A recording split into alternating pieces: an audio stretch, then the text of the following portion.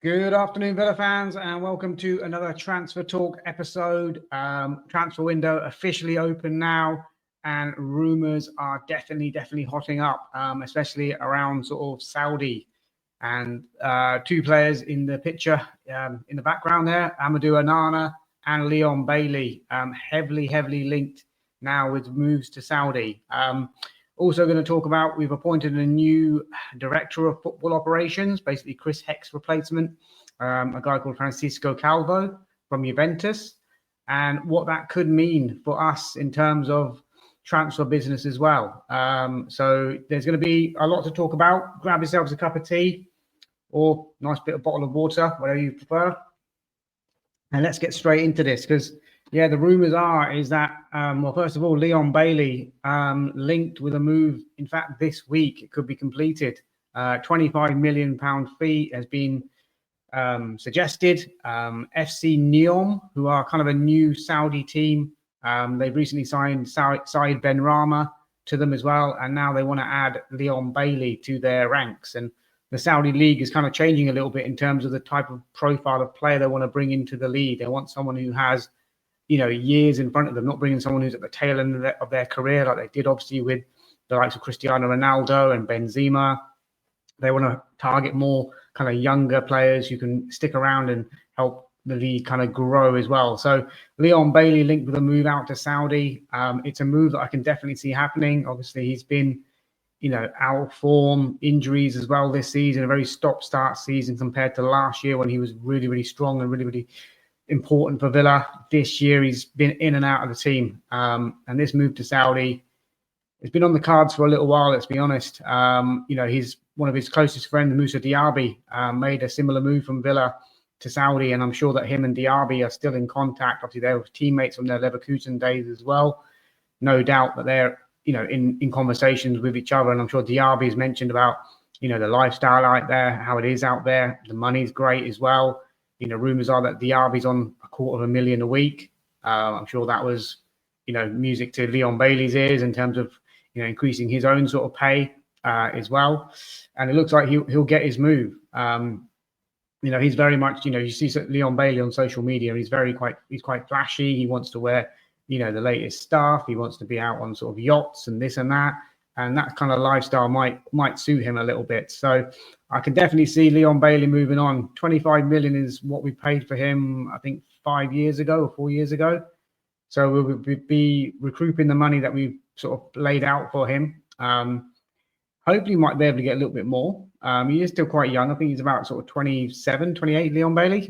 So, he's coming into sort of peak years of his career, and you've got to kind of question why players would want to go to Saudi. Obviously, they're trying to improve the league out there. Jean Duran's gone out there as well, recently. And, we're looking at Amadou Onana now as well at 23 years of age, possibly going out there. He's just started to establish himself and get a run in the Villa team.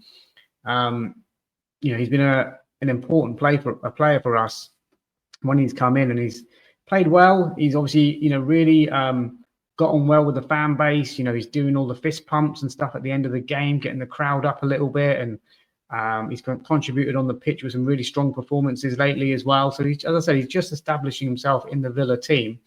And all of a sudden, this opportunity now comes up. We paid 50 million for Amadou Onana. If a Saudi offer comes in, we're probably going to be looking to at least recruit that money and then maybe make a bit of a profit on top. So if an offer came in from Saudis, remember, he is just 23 years of age. But if we got an offer of 70 million, 75 million for Amadou Onana, it's something you have to definitely look at. It's a lot of money. It'll be a big profit after just 1 year. Is he replaceable? Yes. Does he get into Villa's strongest 11 when everyone's fit? Probably not. Kamara and Tielemans have, showing the way in that sort of double pivot. So he is a really strong backup player. But I do understand that we are going to need a squad going forward. But 75 million, if that came in for Amadou Onana from Saudi. And also you've got to look at it from maybe a cultural point of view as well. Obviously, he is a Muslim player going into playing to a Muslim country. That could have a bearing as well in terms of his decision and what he wants to do. And obviously the money factor, whatever he's on at Villa, he must be on a north of 120k a week, I would say. He'd probably be looking to double that if he moved to Saudi.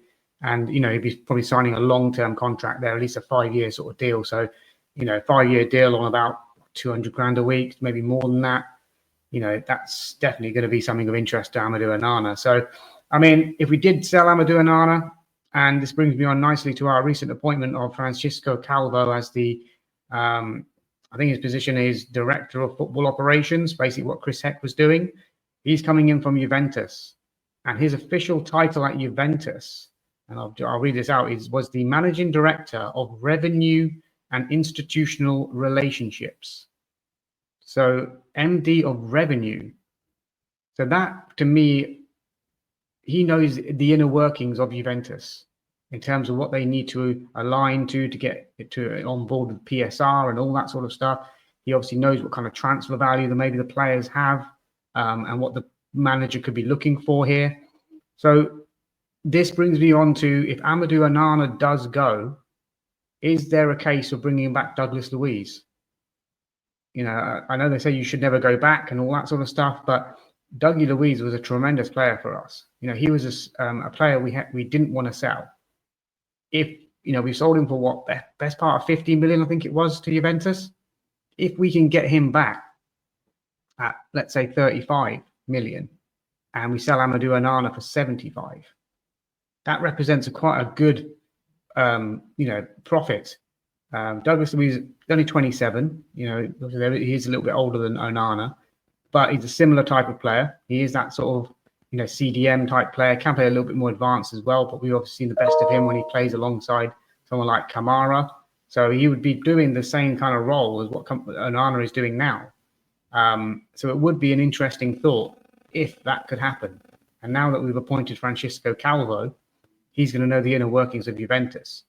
And does it also mean that maybe someone like Dusan Vlahovic, who we've been mentioned with, could he be a possibility to come in now? We obviously have a relationship with Juventus now. Obviously this Calvo guy is going to work very closely with Monchi and Vidigani. And I said he will be able to pinpoint players, maybe other players from Serie A that maybe Juventus were kind of looking at perhaps as well. Maybe there are other sort of talents that we can tap into now because of this appointment. So it's going to be really interesting to see how this goes. But Onana to Saudi, Bailey to Saudi, I could see them both happening. I can definitely see them both. Bailey for sure, probably by the end of this week. And then Onana, I think we're at the initial stages of this sort of negotiation. But as I said, if they come in at 75 million, I would probably accept that. I mean, I'd love to hear what you guys think. If it was 75 million for Onana, would you be happy with that? Would you part ways with Onana and bring in a replacement like a Douglas Luiz or someone else? Because remember, Onana is not a guaranteed starter at the moment. Yes, we are going to need a squad with this Europa League campaign coming up and domestic cups coming up and the best part of 60 games in the season again. So yeah, we are going to need players who can fit in seamlessly. So we are going to need players of Onana's quality. And I think Dougie Luiz would be a good kind of replacement for him. The other player in the picture here is obviously Jacob Ramsey. And there's talk about Jacob Ramsey being moved on purely because of PSR reasons. I think, Emery's a fan of Ramsey, and Ramsey obviously is a boyhood Villa fan coming through the academy, wouldn't want to leave. But if we need to make a sale, and it might have to be by the end of Jan perhaps, then he is going to be a sacrificial lamb, basically, for that. I mean, Ramsey has been a very good player for us on that sort of tucked in left-hand side. But again, he hasn't really sort of cemented his place week in, week out. He's played off the bench a few times. He's come in and done well, had a spell in the team.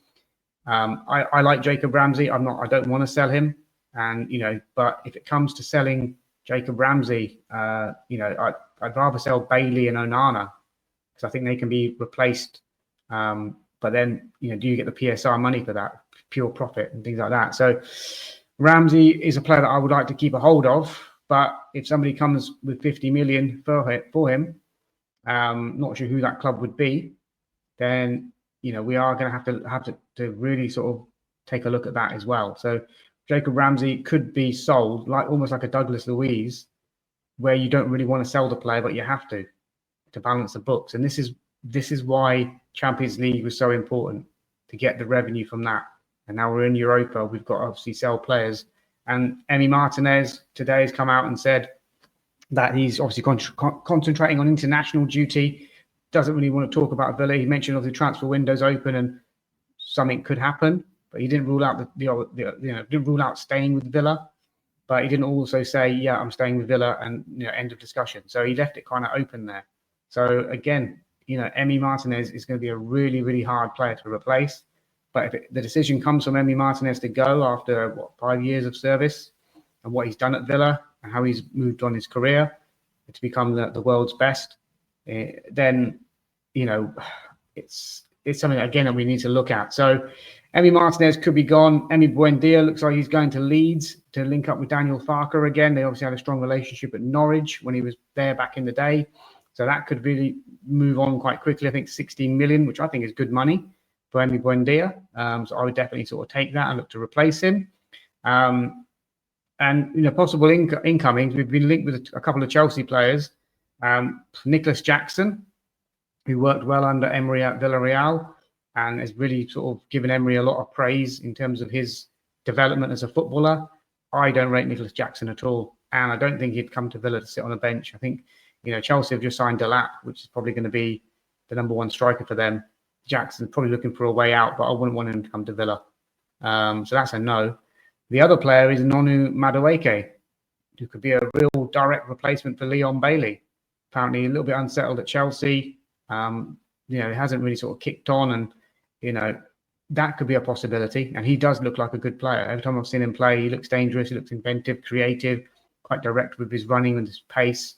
So I think Madueke, if there is legs in that one, I would take Madueke, but I wouldn't take Jackson. But we do need a striker, because obviously we're quite light up front now with just Ollie Watkins. I'm not sure who we're going to bring in. There hasn't been any kind of concrete rumours just yet. But I think we're going to probably look at bringing somebody in that can play maybe like Marcus Rashford, like a kind of multiple positions. Because I think what we had with Duran and Watkins was the problem. So you either played one or the other.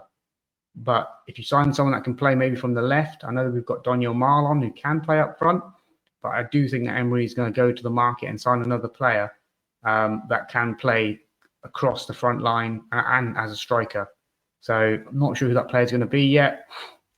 Let's see. I mean, obviously I mentioned Dusan Vlahovic there, but he's an out-and-out striker, so he would be a direct competition for Watkins. So, if we did sign someone like that, then I think that Ollie Watkins could be on the way out. So, yeah, it could be that way. So we have to look at that. Jack Grealish rumours won't go away as well. So there might be possibilities for Jack Grealish to come back. And I would be very interested in that. I know that he has had a rubbish season at Man City and he's fallen off massively. But I just think, bringing back Jack, a Villa fan, to his boyhood club would be a great move. It's obviously the wages that are massive as well. If there's some way that it can be done, even if it's a loan deal or something like that, I would welcome sort of Jack to come back to Villa. And, even if Ramsey did go, imagine Jack kind of replacing him on that sort of tucked in left-hand side. I think it'd be absolutely brilliant. And I think it would really give him the kick up the arse. And I think it would really motivate him to come back to Villa, who are, challenging for European places, for Champions League places, for domestic honours as well. I think it would really, really suit Jack Grealish to come back. But that's my own thoughts on it as well. But the transfer rumours are definitely sort of starting to heat up now. And we've got, I think it's like a week for the window is open, and then it pauses for the World Club Championships, whatever it is, and then it reopens again after that. So there's going to be a lot of rumours flying around. But from the names that I've seen already, Jackson, Madueke, those are the ones that are sort of standing out. Chevalier, obviously, as the goalkeeper, I think that one is progressing nicely, and it's just if Emi does leave, then that move will really happen very quickly after that. I think we've already kind of had those conversations with his representatives. I think things are in place, and if an acceptable offer comes in for Emi and Emi wants to go, then I think Lucas Chevalier is the player who's going to come in to replace him. We are also looking at another goalkeeper as well to either give him competition or as a younger understudy. And obviously Joan Garcia in recent weeks looks like he's accepting Barcelona. Obviously being a Barcelona fan, looks like he's going to end up there. So that one's gone. But yeah, it's going to be an interesting couple of weeks to see what kind of names come out now. You know, I just think we need striker. Don't know what's going on with Asensio. Is he coming back to us or not? We shall see in the next couple of weeks. I think a centre back is needed. Obviously, Desassi's gone back. We do need another fourth choice centre back. We're going to have a lot of players maybe leaving the club out on loan as well, who need minutes. You know, people like Bogard, for example, I think he'll be out. The under-18s did really well. I can see a number of those heading out to sort of League Two and League One clubs out on loan. There's obviously going to be a lot of teams looking to sort of cherry pick the best players from our academy to get them some experience, which I think is good. We obviously signed a Feyenoord striker called Redmond as well, an 18-year-old, but he's very much going to be for the under-21s, I believe. You know, Rory Wilson might be primed now for a loan move after signing his new contract. So there's going to be movements all around from the first team, the academy. We've also got a lot of loan players returning to the club after their deals have come to an end. People like Louis Barry, who's been linked with Blues this morning. We've got Kane Kessler-Hayden with Coventry, perhaps. So there's going to be a lot of comings and goings in this transfer window. I think there's a lot of things to sort out for Villa. But Bailey going, you know, Madueke could be a good replacement. We've been linked with, is it Katama from Sporting Lisbon, a Mozambique winger.